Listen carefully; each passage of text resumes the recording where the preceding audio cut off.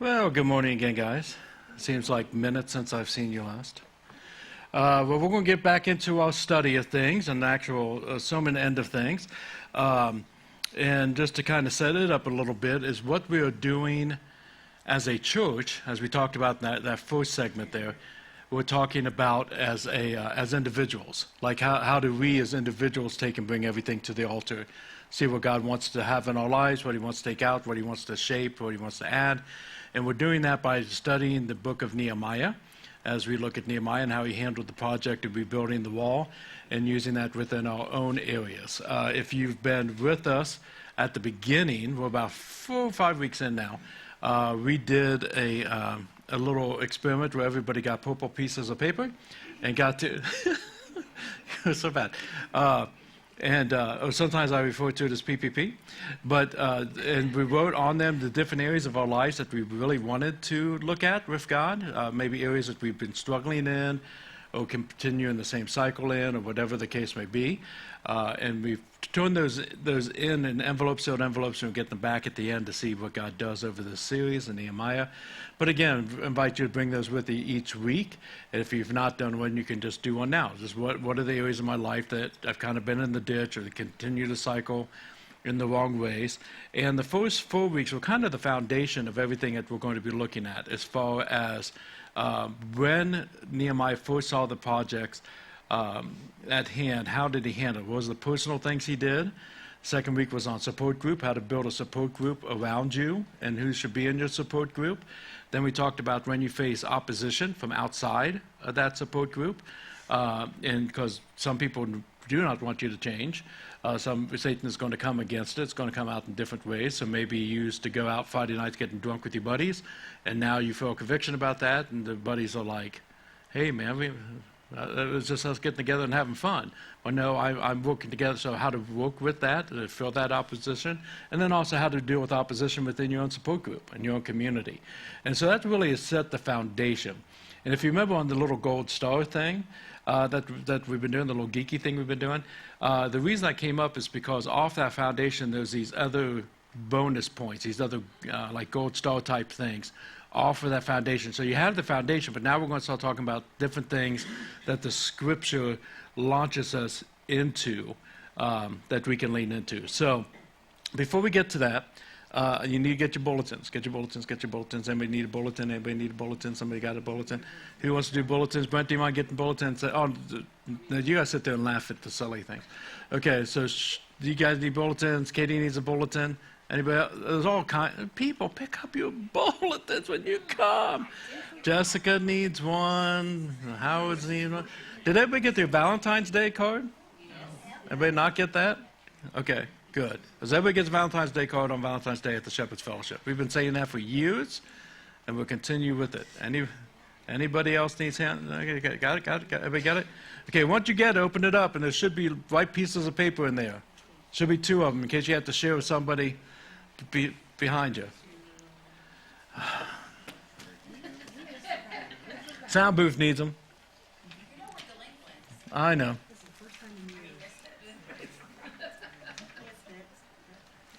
Church for us misfits who are trying to be better, trying to grow in our discipleship and holiness and getting the bulletins in the mornings. Okay, you got the white pieces of paper? Everybody got the white piece of paper? Yes. You need a pen. There's pens usually in the chairs in front of you. Like in the back pocket type thing. We have a pretty small group today, so if there's not one in front of you, feel free to steal from the chairs around you. Okay, thank you, Brent. You're a good man. Thanks, Brent. For the record, Brent, did you already have a bulletin, Brent? Yeah, you're a good man. I figured. Okay, so get your white piece of paper. Now, it's not going to be called a white piece of paper. This is going to be called your white paper assignment. Or your WAPA. So you have PPP, and now we have WAPA, which is actually from French, but that's a whole other thing. Okay, so here's what you do with your white paper assignment or your WAPA. On the top half, right on there, who, because we're going to talk about leadership today, on the top part, write down who do you lead. I'm a diehard believer, and I've said over and over again that all of us are leaders in different times, all of us are followers at different times.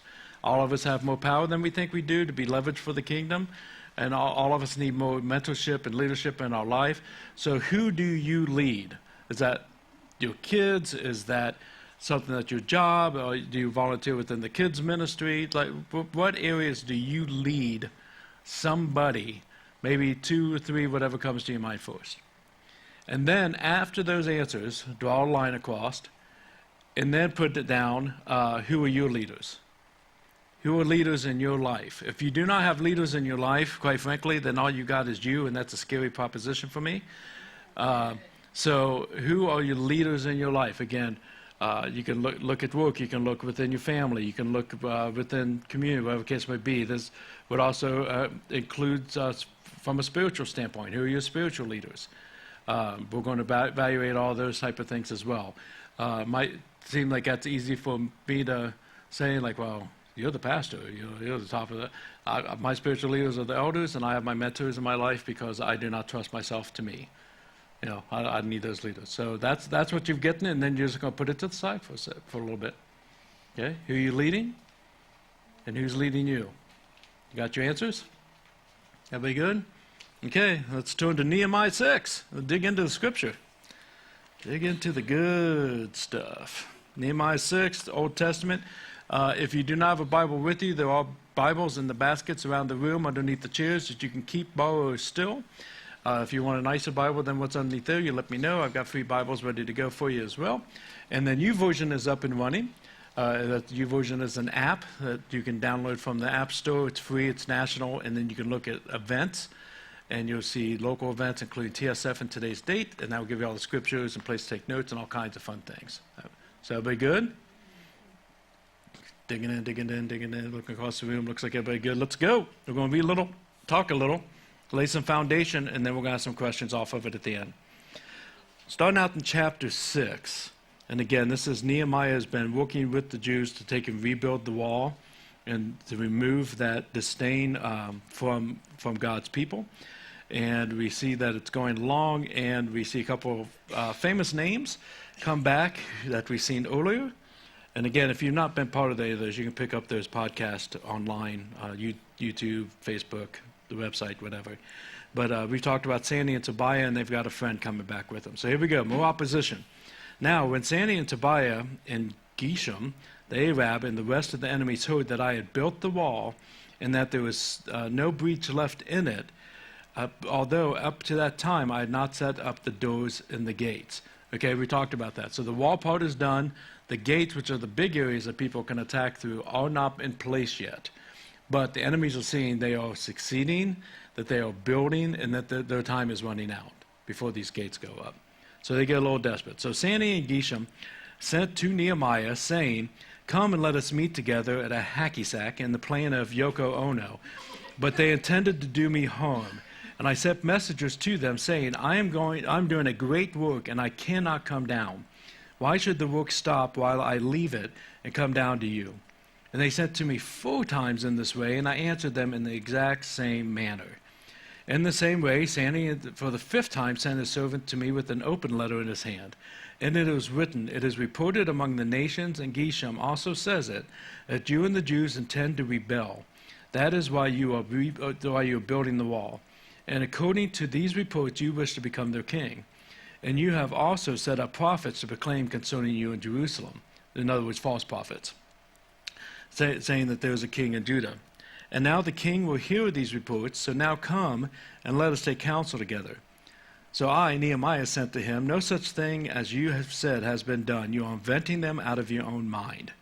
For they all wanted to frighten, us, thinking their hands were dropped from the work and it will not be done. But now, O God, strengthen my hand." So we're going back to outside opposition. These are the same guys as before, plus some friends that they're trying to stop the wall from being built. They have their own political motivations for this. Again, this is going back a couple of weeks, and that they're trying, again, it was a last-ditch effort.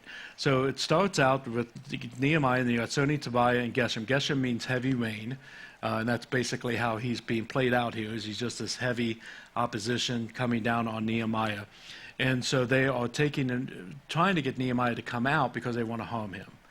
So they start out with a good thing. "Hey, I'm on this.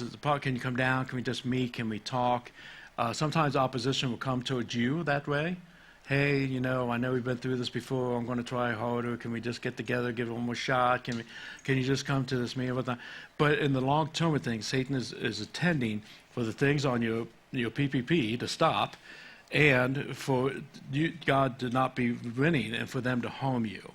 Okay, and this is what he sees 4 times over. They try the same tactic over and over and over again. And I like his answer because it's honest, but it's also somewhat shrewd. He's not like, I know what you guys are really up to, and he's like not going to sleep thinking about revenge plans on his enemies. Like, I don't know what that's like, but that it's not mastering him, but he's just like, look, God is doing a good thing here.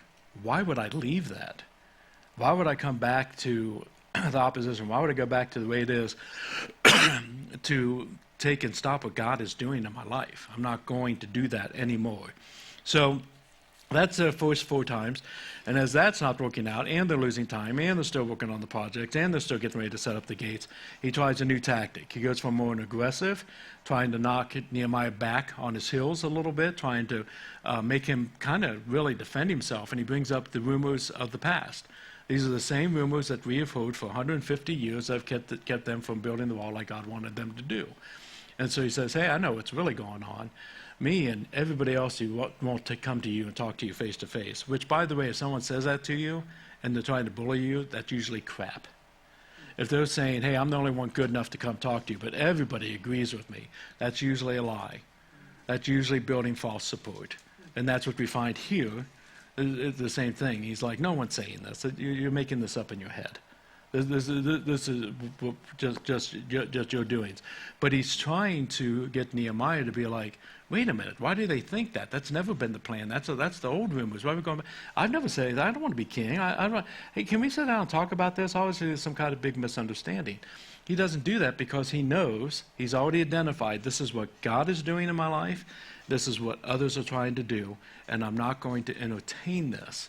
Because I have been, and I'm sure you have too, spent many seasons of my life where people are representing me in a different way than what I am, or what I was in a situation, or whatever the case may be. And sometimes it's a misunderstanding we talk about, and sometimes it's just opposition.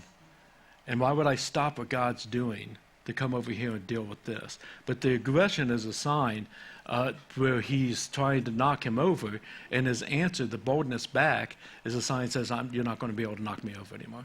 You don't get to knock me over anymore. His bold answer, I mean, like, it's not a general answer when you go from, oh, maybe you guys are misunderstanding me, to me like, dude, you're making that up in your head. You're just making that because you're trying to get your way again. So the purpose was just to either confuse him or harm him, or take and make him try to defend himself, or alter the reality of the situation, whatever the case may be. And it gets aggressive as you go. And that's just good things to know for all of us. We all go through different situations to be able to watch those things when it comes to opposition from the outside. The example I'll use with this, so most of you guys, if you're on Facebook with me at all, saw that Jenny and I had a fun little experience that we woke up to yesterday morning, where my felon wife had 2 charges against her for not showing up as an expert witness in a case that she signed that she would be there on Saturday. So the police were calling us to let us know that they were either just doing a courtesy call. You can go to the Bellsman and pay $8,000 and then go to court and figure it out next week, or we're going to come arrest you and you're going to be in prison until you go to the jail thing. Complete scam. Just so you know, cops don't call you when you have an arrest warrant to give you a heads up. It doesn't happen. It doesn't happen. They don't tell you you're not allowed to talk to anybody else because you have a gag order. So don't call a lawyer. Don't call. For us, I was like, hey, I'll tell you what, I'm going to make some calls. I got a buddy that's county commissioner. We're going to call the sheriff's office. Nope, if you hang up, then we take it as a breach. We're going to come arrest her. You have a gag order. You're not allowed to talk to anybody. I mean, just a whole line of stuff. And the point of all of it was, I mean, it started out just them talking to Jenny, me getting involved, me getting more aggressive, them getting more aggressive. The guy ended up like cussing at me at the end and hanging up like, we're just trying to do you a favor, click, da, da, da. But the entire time, it started out with, hey, we're doing this as a favor, to why are you so stupid that you're not just going to give an $8,000 to the bail bondsman? Because the opposition that comes to you will continue to go through those type of phases to do whatever it can to get what they want out of you. And that's something we have to watch in our lives. That's something we see here, and we see it in a lot of different examples in our lives. But again, this one is going to give us a couple examples, not just opposition from outside, but here's some inside. Verse 10. Now, when I went to the house of Shemi, the daughter of Delilah, son of Methi, who was confined to his home, he said, "Let us meet together in the house of God within the temple. Let us close the doors of the temple, for they are coming to kill you. They are coming to kill you by night." But I said, "Should such a man as I run away? And what man such as I could go into the temple and live? I will not go in." And I understood, and I saw that God had not sent him, but he had pronounced the prophecy against me, because Tobiah and Sanballat had hired him to do so. For this purpose he was hired, that I should be afraid and act in this way and sin, and so they could give me a bad name in order to taunt me. Remember Tobiah and Sanballat, oh my God, according to these things that they did, and also the prophetess Nobi, and the rest of the prophets who wanted to make me afraid. So now the thing that they accused him of hiring false prophets, they're doing. This guy is within the community. He's living within the walls. He's confined to the house. I always kind of assumed that meant that something happened, that he was in trouble. But looking at this week, I kind of get a feel that maybe he confined himself to the house. That with him kind of playing both sides, that maybe that was more of a personal thing. And he had come to Nehemiah to cause problems. He is probably a priest, because he has access to the temple. Not everybody has the opportunity to just go in and lock the temple doors. So he's probably a priest. He's in league with Tobiah, and we're going to find that Tobiah has a lot of allies that have an oath to him in this next section. And so he is now going from this pulled back position into trying to set Nehemiah up for failure. Because basically, no one locks the temple doors. Not in this culture, not in this custom. You don't lock the temple doors. There's plenty of places within the synagogue they could go and have meetings. Or there's other places in the home. I mean, he's already in some they could go and have these one-on-ones. But he is acting suspicious by saying, "Well, don't come in the temple and lock the doors." The only reason you would do that is if you're in danger and you're running and hiding. So basically, what Tobiah wants is get him in there, lock the doors, pretend like it's going to be like this meeting for his benefit. And Nehemiah knows, because I'm not going to live in there. I'm not going to hide in there. But I'm a child of God. I'm doing this purpose. I'm working my PPP. I'm not going to do that. But all Tobiah wants is for him to be able to say about us, "Look, Nehemiah's running and hiding. Look, he's afraid. Look, he's doing what I want him to do. Look, he's pulling back." That's what Tobiah's plan was here. But instead of doing the setup, once again, it's met with boldness. Why would I do that? God is doing this, and I'm going to stick with God. This was constantly his vision point of being able to follow God and know that God had him, and everything else is Satan trying to pull back from what God had for him. You still with me?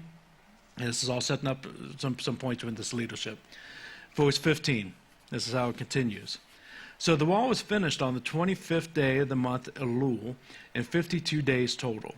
And when all our enemies heard about it, all the nations around us were afraid and fell greatly in their own esteem, for they perceived that this work had been accomplished with the help of our God. Moreover, in those days the nobles of Judah sent many letters to Tobiah, and Tobiah's letters came to them, because many in Judea were bound by oath to Tobiah, because he was son-in-law of Shechi, the son of Arah, and his son Jehoiah had taken his daughter of Musallam. Man, one-syllable names would be great. The son of Burki as his wife. Also they spoke of his good deeds in my presence, and reported my words to him, and Tobiah sent letters trying to make me afraid again, continuously. That opposition is still continuing, even though he saw that God was working with it, even though he saw that God's hand was on it, and even though he knew that God was with Nehemiah, not himself. He still would not relent to God, but he continued to go with his own self, and those are the type of people who usually cause opposition in our lives. So both oppositions continued, within and without, but the wall is complete. The project, as far as the initial aspect, is complete. Now, there's some verses in here that I really like. And this, I think they're encouraging, and to be honest, the last probably 36 hours or so, I've been going through my own little funk with some things, and Satan's trying to stress me out on, and Last night trying to go to sleep was a nightmare, and my back is responding accordingly. These voices I came back to last night while I was laid in bed and saying, this is the language I need to cry out to my God. This heart that Nehemiah had in this chapter. First off, verse 8 at the beginning of that first section. But now, O God, strengthen my hands. He had a great response to that outside opposition. I'm not going to walk away from God. I'm going to stand up to opposition. But even then, he's not Superman. It still impacts him. And so he prays, God, strengthen my hands. You remember he strengthened their hands before when they started the work. God, keep me on track with this. This is hard. This is overwhelming, right? So God, strengthen my hands, strengthen my resolve. Help me to keep going no matter what that external looks like. 14, remember those who oppose me, my God. Remember those who oppose me. If you are following God and following leaders who follow God, and there's opposition coming from those that, quite frankly, just have no respect for God and are not within that frame of things, then instead of laying there at night thinking about your revenge on them, God, I'm going to give them to you. Remember what they're doing. May you build me up. May you be my foundation. May you be my salvation in this aspect. And I'm just going to let you deal with them. I'm going to let you do it. I still have to act in accordance to my integrity and what you lead me to, but I'm going to continue praying to you remember them, because they just, my anxiety level is so high, my depression level is so high, my anger is so overwhelming. So I remember God, take them. And then verse 15, for some reason it cracks me up. So the wall was finished. We go through all this opposition, and then Nehemiah's like, so anyways, God did what he wanted to do. So anyways, the project's complete. So anyways, one more thing to glorify him on what he did with that thing I put on that PPP piece of paper, that God still has his way, that we have that testimony being built, that we have that to look forward to in the future. So when we put those things into play, that's good, I think, for any of us, for any situation we're going through. But we're narrowing it down into the scope of this application with the pause, right? So I want you to get those papers back out. This is our response time. And look at them.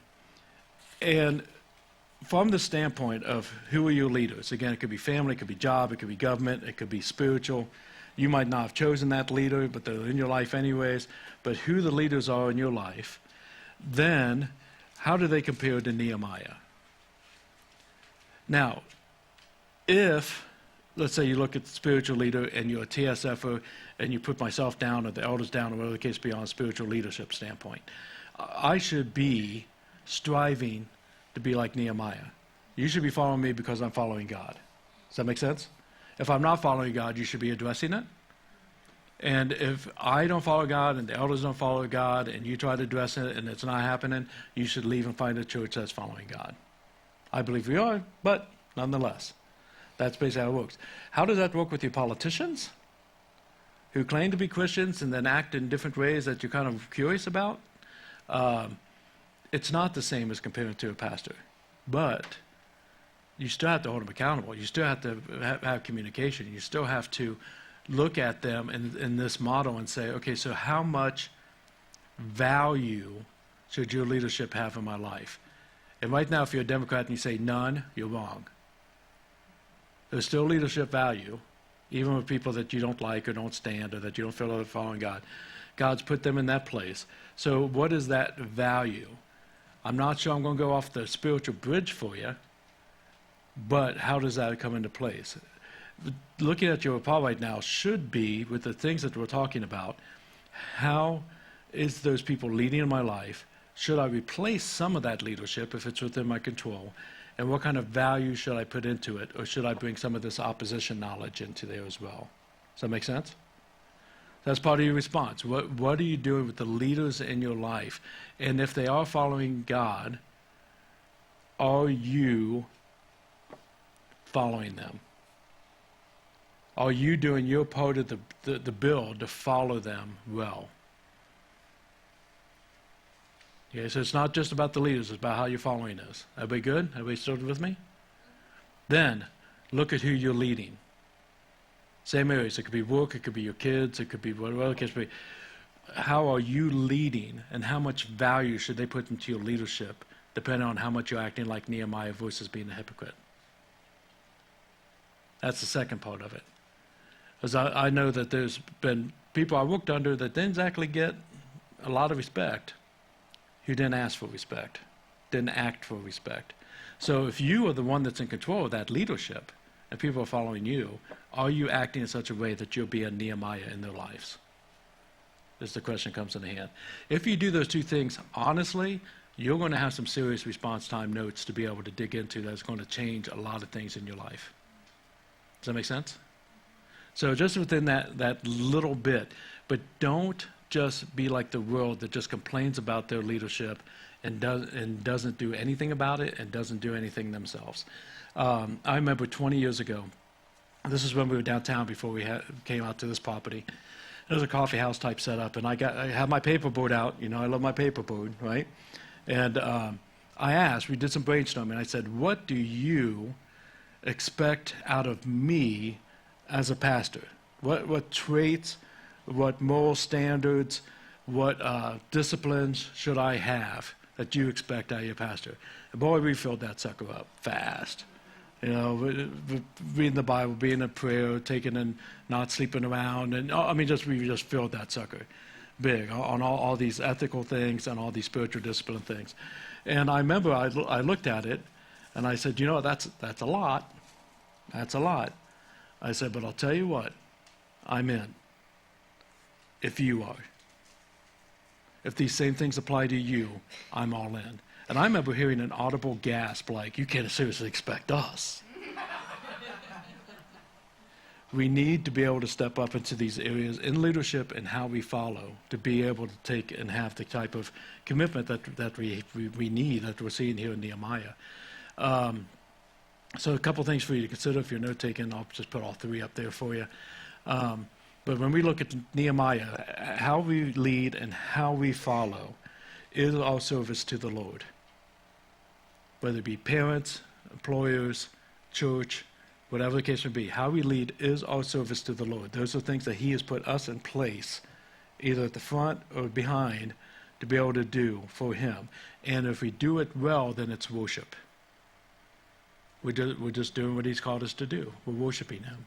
It's not, again, we talk about all the time, and you guys know it, and it's now become cliche-ish. It's not just about the worship through music, but our worship in our life is how we serve and how we take and lead and how we follow. That's part of our worship. And then as also, it grows the kingdom of the Lord. If you're a crappy follower and a headache to your boss, and they're thinking about Jesus, it might not be your best testimony. If you're pressing your children to the point that you are stressing them out and they're lashing out because you're putting too much oppression on them. The scripture says, yes, the scripture says, make sure that the kids are obeying their parents. Absolutely. And the second half of that sentence is, and don't exasperate your children. Don't put them under the thumb where you're causing these situations. Be a good leader and a good follower as you look at these different values and be able to find them in these different places. This is how, when you break the ice, and as you build relationships, and as people are watching you after the raise of the flag, that you build a testimony, that they trust you when you invite, share the gospel with them, and ask them, what do you want to do with God after you've seen what I've done with God?